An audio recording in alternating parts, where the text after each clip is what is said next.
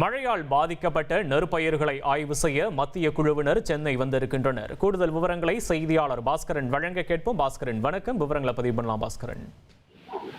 தமிழகத்துல இந்த ஈரப்பத நெல் என்பது 17% 22% விவசாயிடமிருந்து கொள்முதல் செய்வதற்குண்டான நடவடிக்கையாக தமிழக அரசு மத்திய அரசுக்கு கடிதம் அனுப்பியிருந்தது. அதன் அடிப்படையில மத்திய குழு அனுப்பி வைக்கப்பட்டிருந்தது.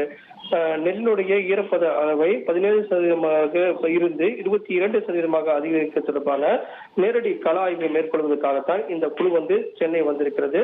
சென்னையில வந்திருக்கக்கூடிய முதல் குழு நேரடியாக காஞ்சிபுரத்துக்கு சென்று மாவட்ட ஆட்சியர் அலுவலகத்துல ஆலோசனை மேற்கொள்வார்கள். அதற்கு பிறகு நெற்பயிர் பாதிக்கப்பட்ட இடங்களில் ஈரப்பதத்துடைய தொடர்பான ஆய்வுகளை மேற்கொண்டு அதனுடைய அறிக்கையை மத்திய உணவுத்துறைக்கு சமர்ப்பிப்பார்கள். அதன் அடிப்படையில் தான் 17% அதிகமாக 22% வரை நெல்லினுடைய ஈரப்பத நெல்லை கொள்முதல் செய்வதற்கு அனுமதியை மத்திய அரசு கொடுக்கும்.